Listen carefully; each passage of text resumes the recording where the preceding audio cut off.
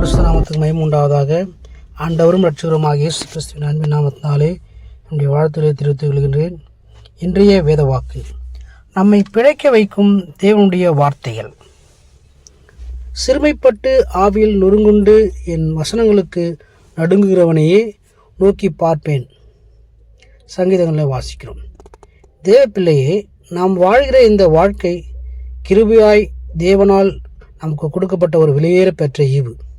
இந்த வாழ்க்கையின் மேன்மையை ஒவ்வொரு நிமிஷமும் ரசித்து ருசித்து கம்பீரமாய் வாழ வேண்டியவர்கள் நாம்.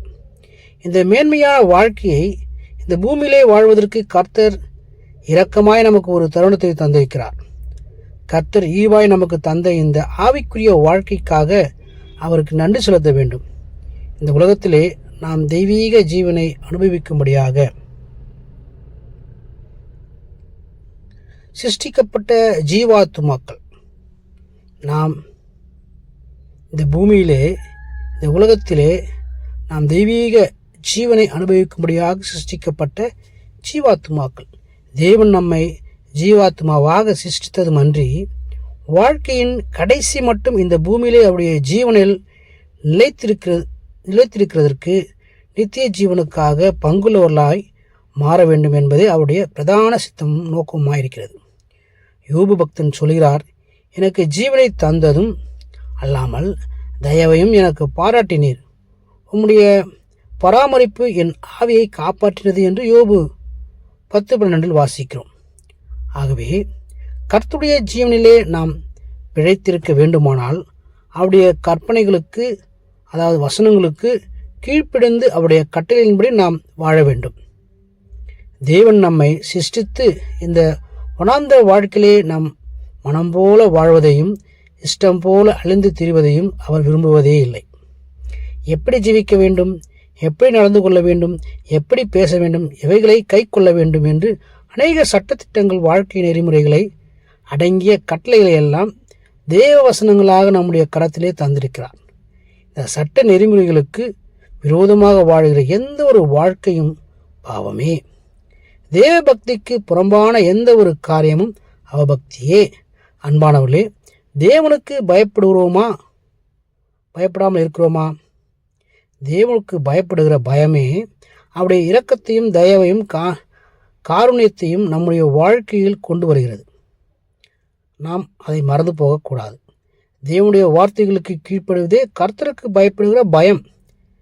வேதம் சொல்லுகிறது, நீ உன் தேவனாய கர்த்தருக்கு பயந்து உயிரோடு இருக்கும் நாளெல்லாம் நான் உனக்கு விதிக்கிற அவருடைய எல்லா கற்பனைகளையும் அவருடைய எல்லா கட்டளைகளையும் கைக்கொள்வதனாலே நான் உன் வாழ்நாட்கள் நீடித்திருக்கும்படி நீ நன்றாயிருப்பதற்கும் நீ பூமியிலே விருத்தியடைவதற்கும் அவைகளுக்கு செவி கொடுத்து அவைகளின்படி செய்ய சாவதானமாயிரு என்று உனக்கு கட்டளையில் கொடுத்திருக்கிறேன் என்று பார்க்கிறோம். உபாகமத்தில் கர்த்தருடைய வார்த்தைகளை ஏற்றுக்கொண்டு அப்பொழுது உன் ஆயுசின் வருஷங்கள் விருத்தியாகும்.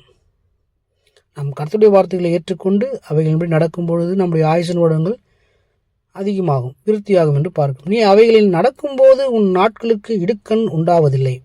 நீ அவைகளில் ஓடினாலும் இடரமாட்டை, அதை காத்துக்கொள், அதுவே உனக்கு ஜீவன் என்று நீதிமொழிகளை வாசிக்கிறோம். வேத வசனத்திற்கு பயப்படும் போது நாம் கர்த்தருக்கு பயப்படுகிறோம். வசனத்துக்கு நடுங்கிறவர்கள் மேல் தேவனுடைய வல்லமையை விளங்க பண்ணும்படி தேவன் வானத்திலிருந்து கண்ணோக்கி பார்க்கிறார். வசனங்கள் நடுங்கிறவர்களை கர்த்தர் என்ன செய்கிறார்? வானத்திலிருந்து கண்ணோக்கி பார்க்கிறார். அவருடைய கண்கள் பூமி எங்கும் சுற்றி உலாவிக் கொண்டிருக்கிறது. வேத வசனமே ஒரு மனிதனை இந்த பூமியிலே நற்குணசாலியாக மாற்றுகிறது.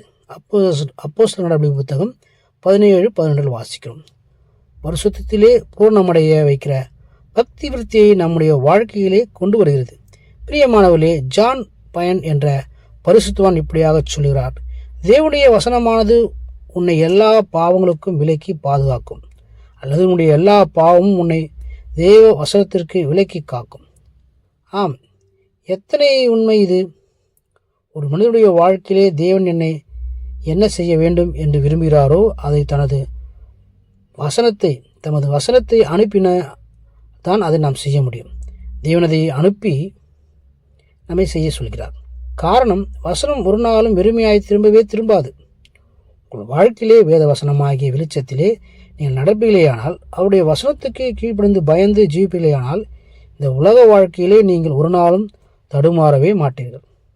லௌகீக பிசாசின் மாம்சை கண்களின் இச்சை உங்கள் காலடியில் சிக்கி கொள்வதையே நீங்கள் இந்த வசனத்தின் மூலம் தெரிந்து கொள்வீர்கள். வசனம் உங்களை வெளிச்சத்தின் பாதையிலே நடத்தும். நீங்கள் உறுதியாய் பற்றி கொண்டு கொள்வீர்களானால்,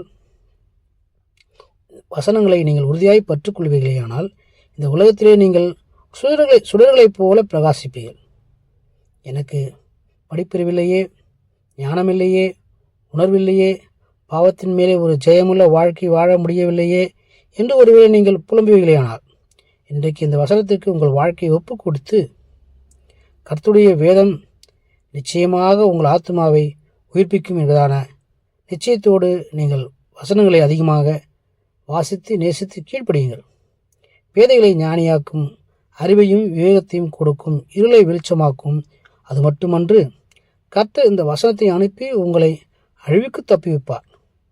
107 சங்கீதம் வாசிக்கிறோம். இந்த வசனத்தின் மூலம் வியாதியை மேற்கொள்ளும் அதிகாரத்தையும், சத்துருவை துரத்தும் வல்லமையையும், சோதனைகளையும் ஜெயிக்கத்தக்கதான கிருபையையும் பெற்றுக்கொள்வீர்கள். இந்த வசனங்கள் மூலமாக பரிசுத்த ஆவியான தாமே வேத வசனத்திலே உங்களை பலப்படுத்தி நிலைநிறுத்துவாராக. தொடர்ந்து இந்த வசனங்களை தேவன் நமக்கு கொடுத்ததான அந்த வார்த்தைகளை நாம் விசுவாசிப்போம், அவைகள் நடக்க பிரயாசப்படுவோம். கர்த்தர் நம்மை ஆசீர்வதிப்பாராக. ஆமென். God bless you.